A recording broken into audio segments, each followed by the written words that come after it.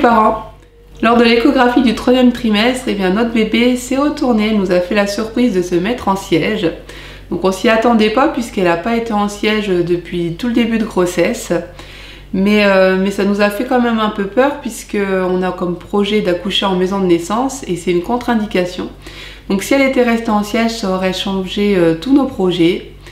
Et en plus, le gynécologue lui a laissé que 15 jours pour se retourner, donc ce qui était un peu court. Et je sais qu'il y a des maternités qui ne font pas les accouchements en siège et qui proposent d'emblée une césarienne. Donc j'ai vraiment voulu tester un maximum de méthodes naturelles pour l'aider à se retourner. Et ça a fonctionné. Donc aujourd'hui, je vais partager avec vous les méthodes que j'ai essayées.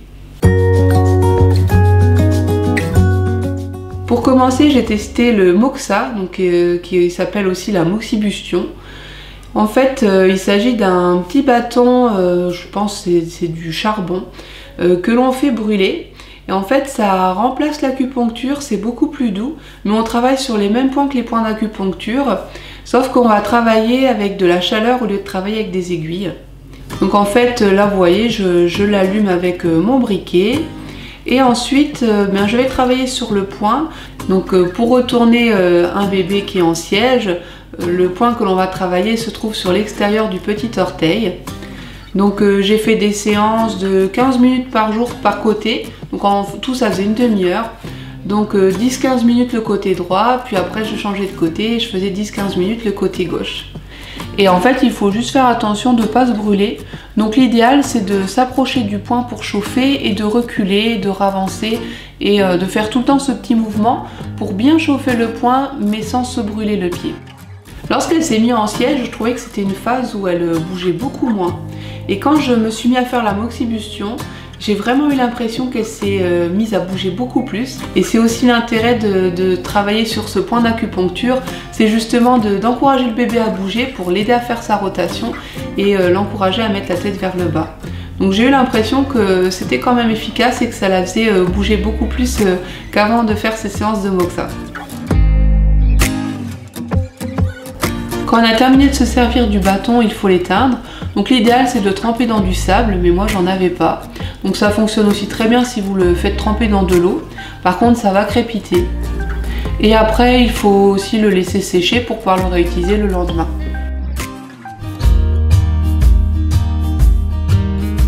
Ensuite j'ai fait des exercices un peu mécaniques pour l'aider à se retourner. Donc par exemple, quand je regardais la télé, je me mettais sur mon ballon de grossesse, toujours en avant, et dès que je pouvais, en fait, je me mettais dans cette position pour aider le bébé à se retourner.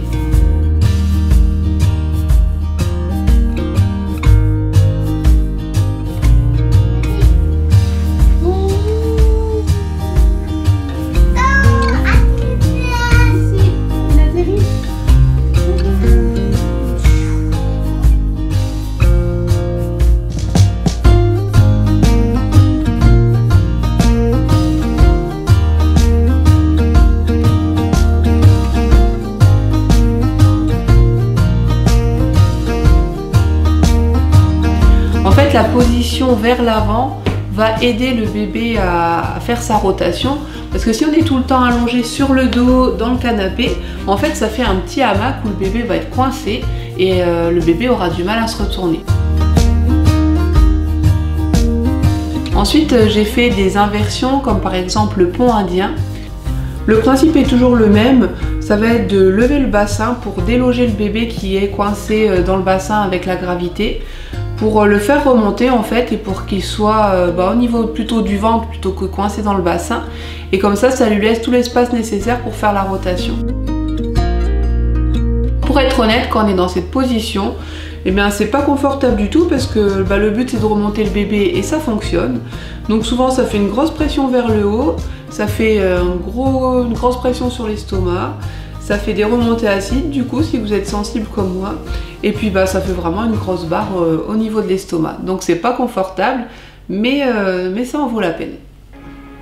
Et moi j'associais toujours la position 4 pattes juste après avoir fait remonter le bébé. Donc souvent j'essaie de faire 2 fois par jour ces exercices.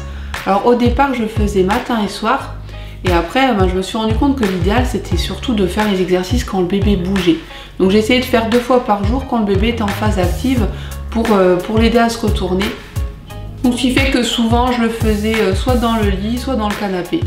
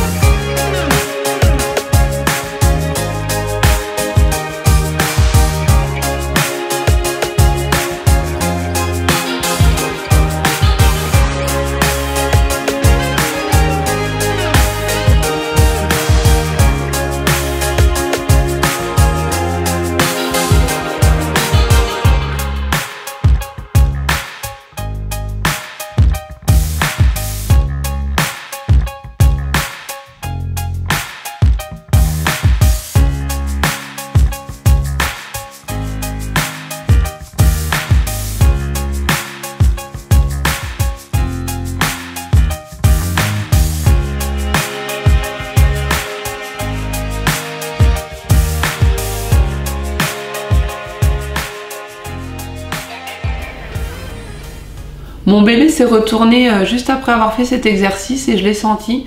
Donc je pense que la méthode l'a vraiment beaucoup aidé. Donc j'avais fait cet exercice dans mon lit et quand j'ai levé le bassin, donc j'ai vraiment senti qu'elle s'est délogée du bassin. Donc j'étais assez contente de la sentir remonter. Et en fait j'ai vraiment senti que dès qu'elle était décoincée de ce bassin, elle a tout de suite remonté les jambes sur le côté et elle s'est mise à bouger, à faire des efforts pour faire sa rotation. Donc je pensais que c'était vraiment un exercice très mécanique et que ça allait aider le bébé à se retourner d'une façon très basique. Et en fait je me suis rendu compte que sans la motivation du bébé ça ne fonctionne pas. Donc c'est vraiment un travail d'équipe. Donc si le bébé est motivé à se retourner, à se mettre dans la bonne position, je pense que ces exercices vont vraiment être bénéfiques et vont l'aider. Par contre, si le bébé n'est pas du tout en mouvement et que c'est pas le moment où il a décidé de se retourner, on peut les faire autant de fois qu'on veut, je pense pas que ça va l'aider à se retourner. C'est ce que j'ai compris et c'est pour ça qu'après je me suis mis à faire les exercices quand le bébé bougeait, plutôt que de se dire en systématique, je les fais tous les matins et tous les soirs par exemple avant d'aller me coucher. Ensuite j'ai vu qu'on pouvait aussi utiliser de l'homéopathie pour aider le bébé à se retourner. Alors c'est vrai que beaucoup de personnes disent qu'ils ne voient pas en quoi de l'homéopathie peut aider un bébé à se retourner, mais d'après ce que j'ai vu sur internet, eh bien c'est plus une action sur le lien affectif entre la maman et son bébé et le fait de les aider à se détacher et à se préparer à l'accouchement. Moi je me suis dit peu importe, de toute façon ça peut pas faire de mal, donc autant essayer. Et donc j'ai pris une dose unique de Pulsatilla 15 CH. Et en fait, hasard ou pas, je l'ai pris le soir où elle s'est retournée. Donc je l'avais pris juste vers 19 h il me semble, et puis elle s'est retournée en fin de soirée. Donc dans tous les cas, ça peut être que bénéfique d'essayer l'homéopathie.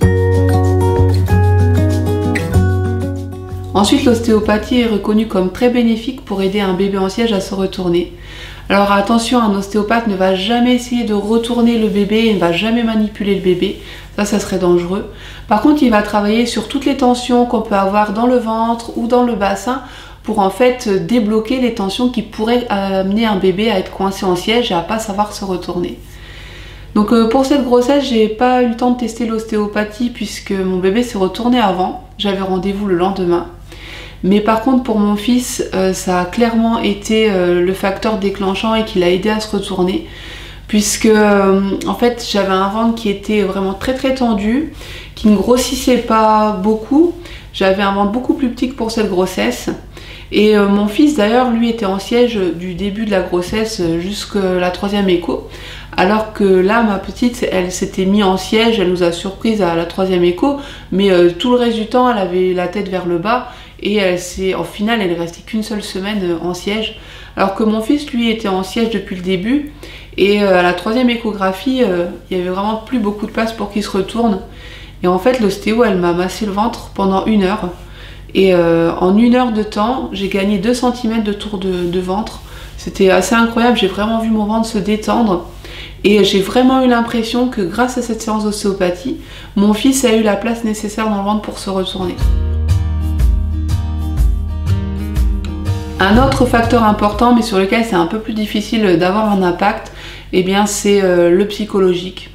C'est vrai que moi, le gynécologue, quand il m'a dit on lui laisse 15 jours pour se retourner, ça m'a mis énormément de stress et du coup j'étais vraiment en train de dire à mon bébé mais il faut que tu te retournes là maintenant, c'est urgent, et je mettais vraiment une grosse pression sur mon bébé. J'avais aussi la pression sur moi et du coup j'étais pas bien, et d'ailleurs mon bébé il bougeait beaucoup moins et j'avais l'impression qu'elle était pas du tout motivée du coup à se retourner, à se mettre la tête vers le bas, et c'était assez négatif je pense ce stress, et j'ai eu l'impression que ça s'est vraiment débloqué quand j'en ai parlé à la sage-femme. Je l'ai vue une semaine après l'échographie et je lui ai expliqué que j'étais stressée et je voulais savoir comment ça allait se passer, si on allait devoir arrêter le suivi, si le bébé restait en siège. Et en fait elle m'a détendue, elle m'a dit mais nous peu importe, le bébé il a le temps de se retourner, même si c'est une semaine avant l'accouchement ou quelques jours avant, à partir du moment où le bébé il a la tête vers le bas pour l'accouchement, vous pouvez venir accoucher en maison de naissance. Et là ça m'a vraiment détendue, ça m'a enlevé un poids. Je suis sortie de cette consultation, j'étais beaucoup plus sereine et j'ai eu l'impression que ça a eu un impact vraiment très positif sur le fait que le bébé se soit mis à rebouger et puis se soit motivé à se préparer pour l'accouchement. Donc c'est plus facile à dire qu'à faire, mais il faut essayer de ne pas mettre la pression au bébé, pas se la mettre à soi, et puis laisser faire la nature et se dire le bébé il se retournera quand il sera prêt, et pas se dire il faut absolument que ce soit maintenant, il faut se retourner. Mais c'est pas évident à faire quand on a la pression du gynécologue qui dit si elle se retourne pas, on planifie une césarienne par exemple. Une autre chose qui va être très bénéfique aussi pour aider le bébé à se retourner, ça va être l'aptonomie. Donc c'est vrai que si on n'en a pas fait dès le début de grossesse, c'est un peu délicat puisqu'on peut pas se mettre à faire de l'aptonomie en fin de grossesse. Mais après, même si on n'a pas fait d'aptonomie, rien ne nous empêche de communiquer avec notre bébé et puis de l'inciter, de l'encourager à se préparer pour la naissance. Alors après, c'est vrai qu'il ne faut pas être trop directif et puis dire à un bébé il faut absolument que tu te mettes la tête vers le bas. Ce ne sera pas ça l'aptonomie, parce que si vous avez des plus grands, vous savez très bien qu'un enfant, si vous lui dites il faut faire ça, justement il va faire l'opposé. Donc en fait en aptonomie ça va vraiment être encourager le bébé à se préparer pour le rencontrer, lui dire qu'on a envie de le rencontrer et que ça va bientôt être le moment, donc l'aider à se préparer à la sortie et à l'accouchement. Et pour mon fils, on avait vraiment senti que cette séance d'aptonomie qu'on s'était improvisée à la maison avait été très bénéfique pour l'aider à se retourner. Donc en fait pour mon fils j'ai vraiment eu l'impression que ce qui l'a aidé à se retourner c'était l'ostéopathie pour lui faire de la place, et l'aptonomie pour le motiver à se mettre la tête vers le bas. Et là, pour la petite, j'ai eu l'impression que cette séance d'aptonomie a aussi été très bénéfique. Ça l'a motivée à se mettre la tête vers le bas. Et puis pour elle, ça a plus été associé à ces exercices mécaniques qui l'ont aidé à se décoincer du bassin et puis à faire sa rotation. Et puis peut-être aussi du coup l'homéopathie. En tout cas, comme vous pouvez voir, chaque méthode a ses avantages et puis dépend de chaque situation. Mais comme c'est des méthodes naturelles, je pense que autant toutes les faire et puis autant tester un maximum de choses. Comme ça, si le bébé reste en siège, moi c'est ce que je m'étais dit, au moins j'aurais pas de regrets, j'aurais fait tout ce qui est possible pour l'aider à se retourner. J'espère que cette vidéo du coup vous aura été utile, vous aura donné des idées, et j'espère que votre bébé se retournera. Et je vous dis à très bientôt.